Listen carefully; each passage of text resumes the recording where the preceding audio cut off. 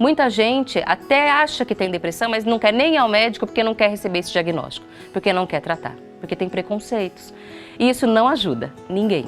E nós vamos hoje esclarecer mais sobre esse tema, mostrando que pedir ajuda não é falta de vergonha, pedir ajuda não é falta de fé, ou nada disso. Pedir ajuda é procurar um caminho para ter uma vida melhor. E a gente vai falar sobre esse assunto hoje no programa Viver é Melhor, contando com a nossa convidada, a doutora Jéssica Martani, psiquiatra. Doutora Jéssica, por favor, boa tarde. Seja bem-vinda ao nosso programa, doutora. Muito obrigada por estar aqui. Por favor. Nossa convidada, a doutora Jéssica, é graduada em Medicina pela Universidade Cidade de São Paulo, com estágio de observação em Neurociências na Universidade de Colômbia, em Nova York, doutora em Psicologia pela Universidade de Buenos Aires e coordenadora da pós-graduação em TDAH da Universidade Anhanguera e presidente do Instituto TDAH. Nossa convidada, doutora, muito obrigada por estar aqui hoje. Muito obrigada pelo convite.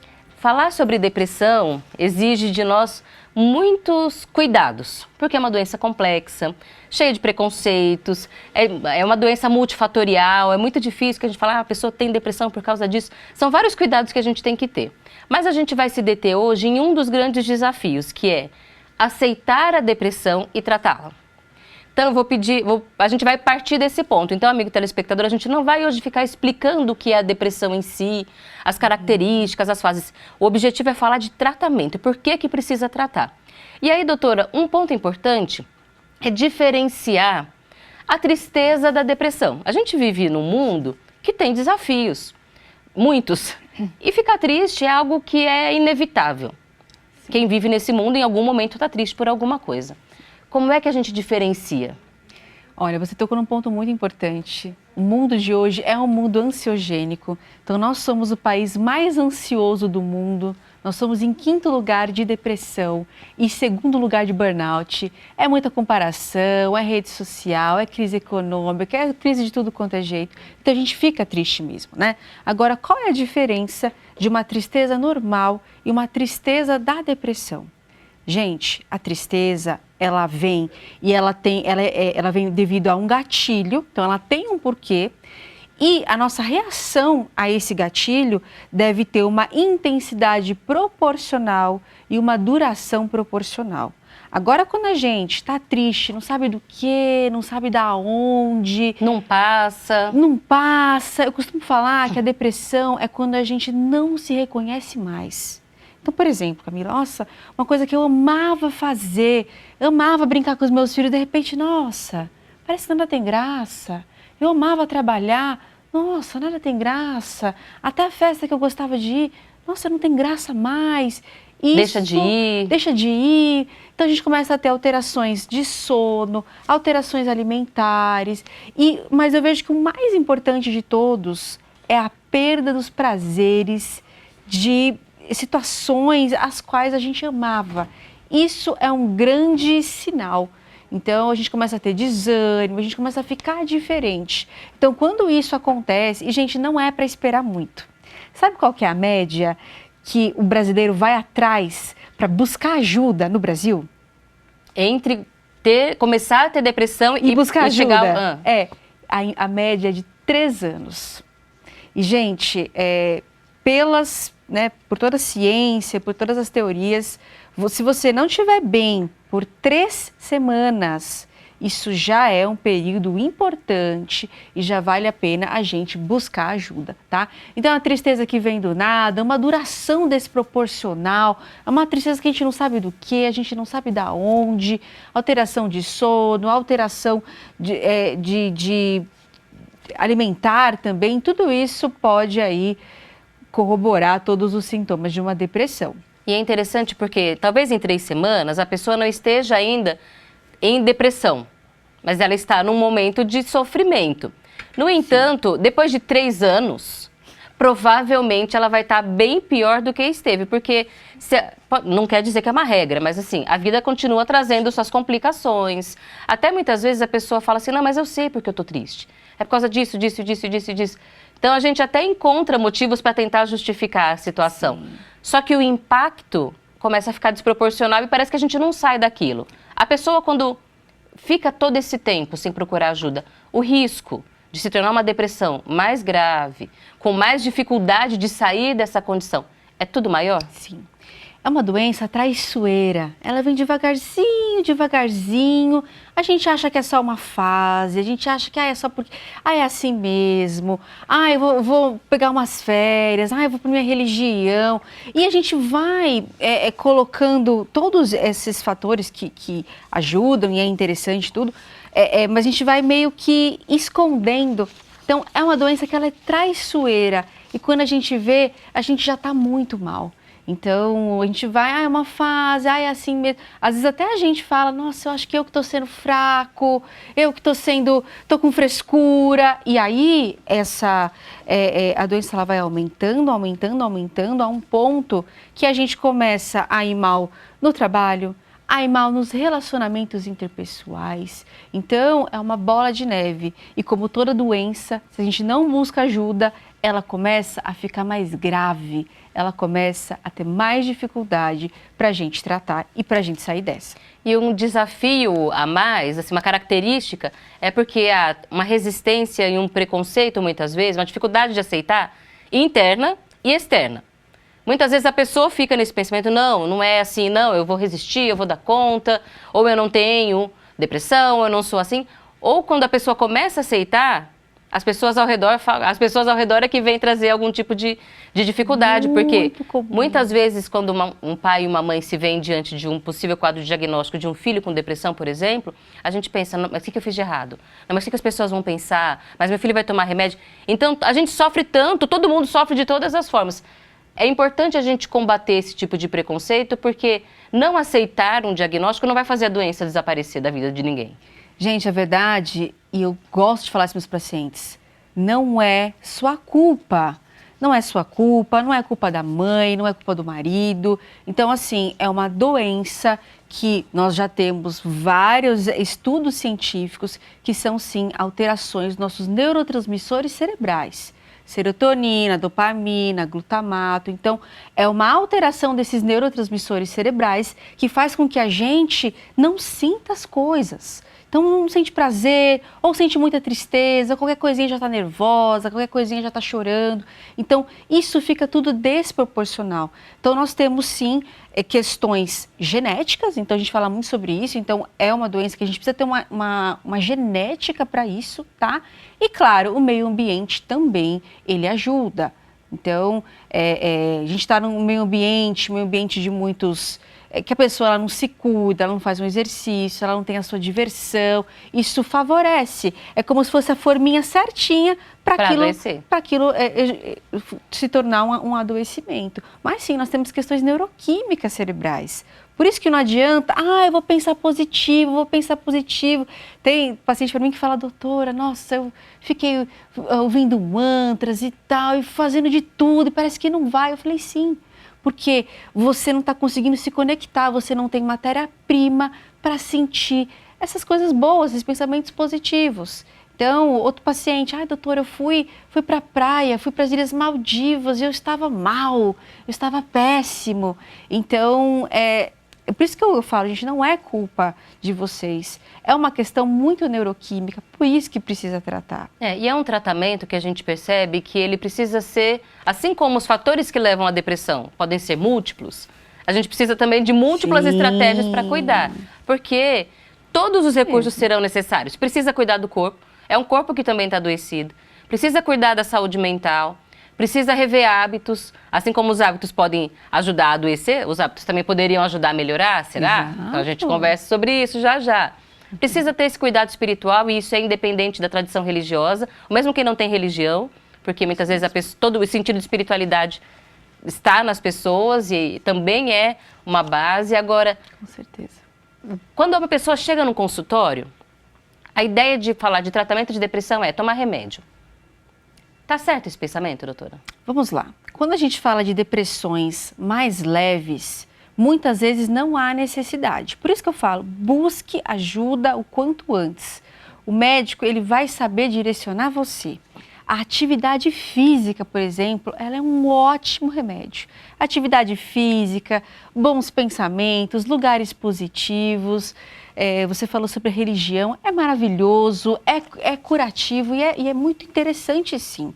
Porém, quando a gente fala de graus de médio e grave, com isso é muito difícil. É necessário, sim, uma estruturação neuroquímica. Eu costumo dizer que o tratamento, a medicação, ela é só matéria-prima. Numa construção, você precisa ter pedreiro, engenheiro, mestre de obras. Só que só eles não fazem a construção. Sim. Você precisa do tijolo e da argamassa. Só o tijolo e a argamassa também não faz a construção.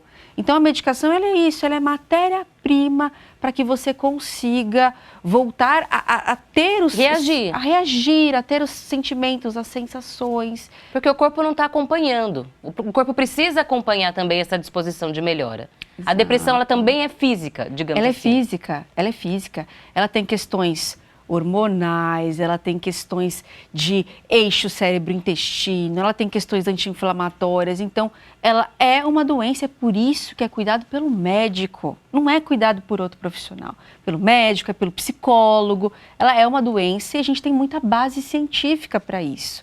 Por isso que não é só força do pensamento.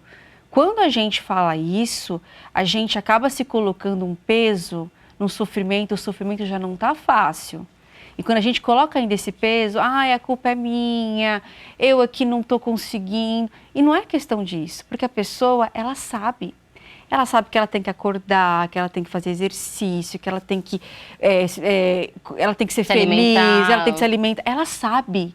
Só que quando a gente está com depressão, é como se a gente estivesse com uma coberta de chumbo que a gente não consegue colocar em prática. Então a pessoa ela sabe o que fazer, mas ela não tem a matéria-prima para conseguir colocar isso em prática. E é por isso que eu falo, gente, parem de se culpar, não é culpa de vocês. Busque um tratamento e esse tratamento ele vai tirar esse peso, essa coisa pesada, porque se culpar não é o caminho.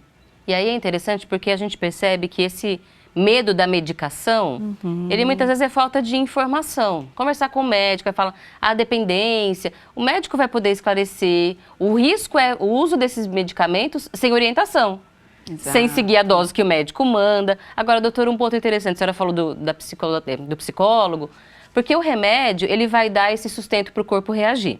Ele vai trazer o cérebro mais ou menos de volta para ele tentar funcionar melhor. Mas o remédio não vai resolver os conflitos familiares, não vai resolver o problema no emprego, não vai resolver, seja lá qual for, o contexto de vida. Sim. E aí é que vem um ponto difícil, porque muita gente quando está em depressão fala, não, eu estou tratando, eu estou tomando remédio. Tomar remédio é tratamento para depressão, doutora? Olha, como eu falei, ele é parte do tratamento. Ele não é todo o tratamento. Ele é parte da construção. Ele é só matéria-prima e argamassa. Mas a gente precisa, sim, pedreiro, engenheiro. E eu falo sobre isso numa metáfora. O que seria o pedreiro, engenheiro, mestre de obra? Exercício físico, psicoterapia, você se autoconhecer. Eu costumo dizer que autoconhecimento é empoderamento. A gente tem que entender, nossa, por que eu não estou conseguindo lidar bem com isso? O que acontece? É algo da minha infância? Quais são os meus traços de personalidade, que eu tenho resistências com isso? Então, é a gente se autoconhecendo e a gente trazendo um pouco de cor para essa vida, juntamente com a medicação, que a gente vai conseguindo sair disso. Então, se conheça, se dê umas pausas. Tem gente que faz tudo para todo mundo, não faz nada para si mesmo. Tem gente que na listinha de prioridade é a última. Então, isso é algo que está te fazendo mal, isso vai te adoecer a cada momento se você continuar com esse tipo de ação, com esse tipo de postura diante do... De postura. Então, se você não mudar as suas ações, o jeito com que você lida com a vida, às vezes todo o cerne do problema está nisso. Você se trata mal e você não percebe, você acha que é normal. E esse acho que nessa hora a gente vê contextos diferentes. Por exemplo, os homens são muito resistentes à busca. As mulheres aceitam melhor ir ao médico. Isso é para todas as especialidades, imagino que para a psiquiatria também. Sim. Só que as mulheres têm muito também desse problema de faz tudo pelos outros e demora para reagir, enfim. Senão a gente não tem como generalizar. Mas os homens têm muita resistência a se tratar e a gente vê hoje um risco de saúde mental, inclusive de suicídio, muito maior entre homens do que entre mulheres. Exato. O que acontece é o seguinte, mulheres, chance de 2 vezes mais de ter ansiedade e depressão. Por quê? Primeiro, a questão das gangorras hormonais. Então, a gente tem 3 períodos de grande risco para a mulher, que é na primeira menstruação, na gravidez, no pós-parto e na menopausa. Isso que você falou, essa questão da mulher ter essa postura, as cobranças. Só que acontece o seguinte, isso a gente sabe na ciência porque elas falam. Os homens também têm absurdas pressões e o que eu acho mais perigoso no homem, ele não pode falar. Porque se ele falar, ele é taxado de tudo quanto é nome, principalmente no nosso Brasil, que tem uma estruturação de que o homem tem que ser isso, não pode reclamar, que tudo é mimimi. Então, isso acaba fazendo com que ele tenha um risco muito grande. Então, ele não pode falar, ele não pode dizer eu tô mal, ele não pode dizer me dá um abraço, meu amigo. Então, isso é muito pesado e sim, são os que mais se matam. Em relação a tentativas, são tentativas mais brutais.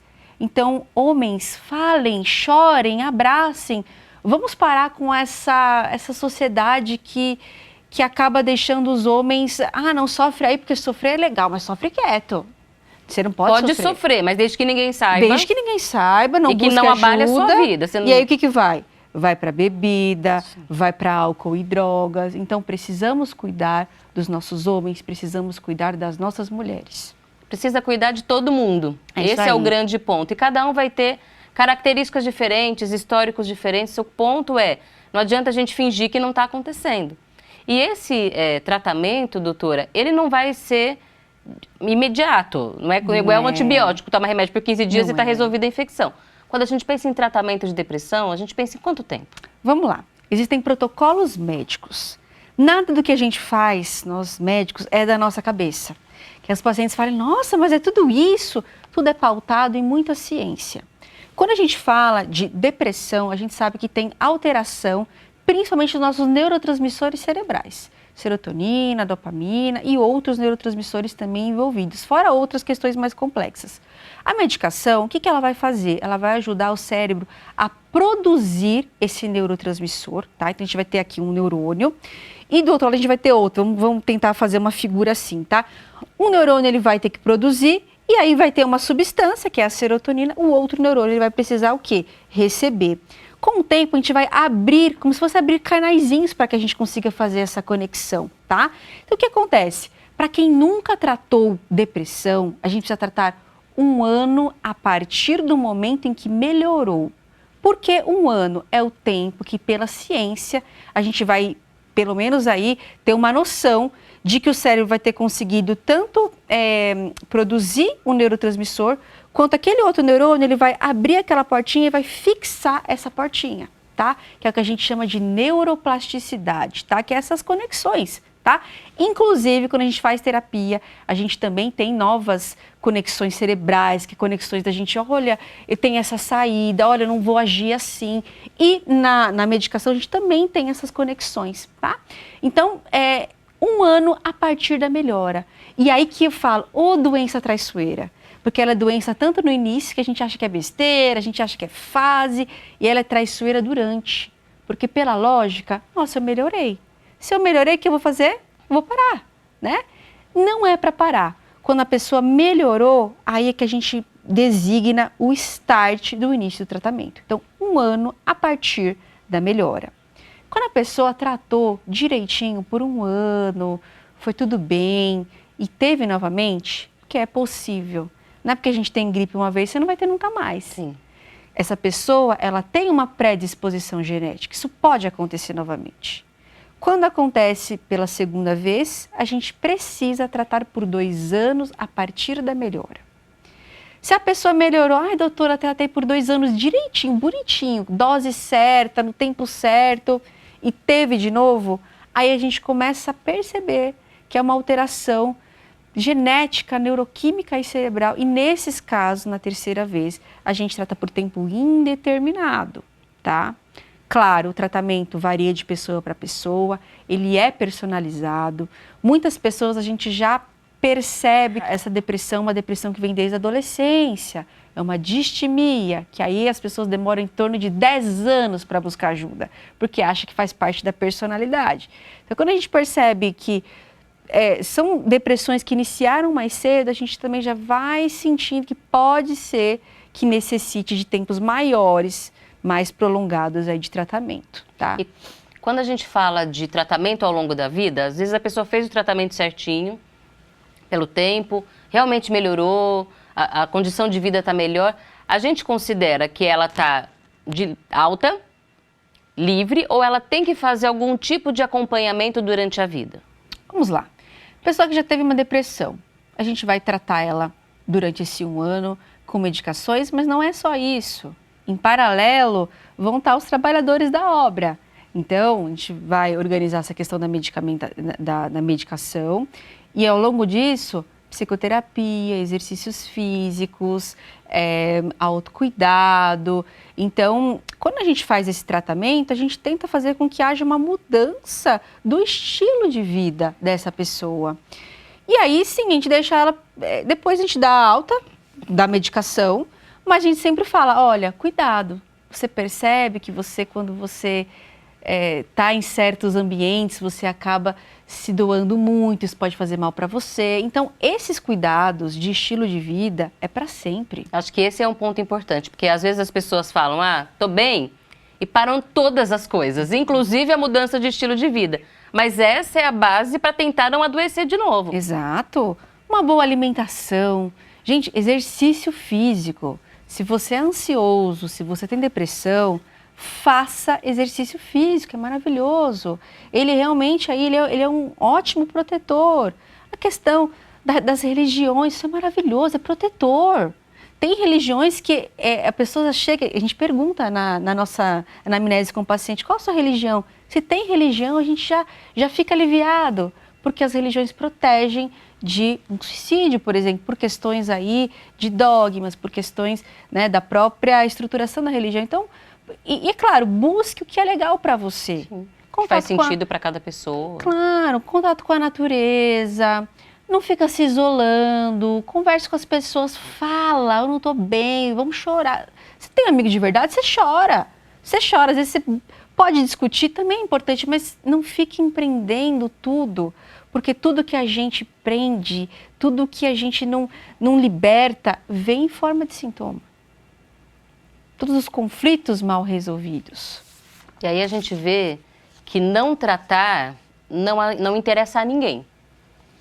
É importante compreender que, por mais doloroso que seja, para a própria pessoa aceitar, para a própria família, muitas vezes a família não entende, não concorda, mas não é bom nem para a família, mesmo que não concorde, ter alguém sofrendo dentro de casa.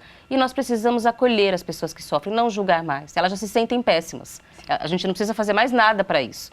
A gente precisa fazer a diferença para melhor. Doutora Jéssica, seja sempre bem-vinda. Muito obrigada ao programa. Eu que agradeço e convido a todos que quiserem me seguir nas redes sociais, @dra.jessicamartani, estou no Instagram e também no YouTube.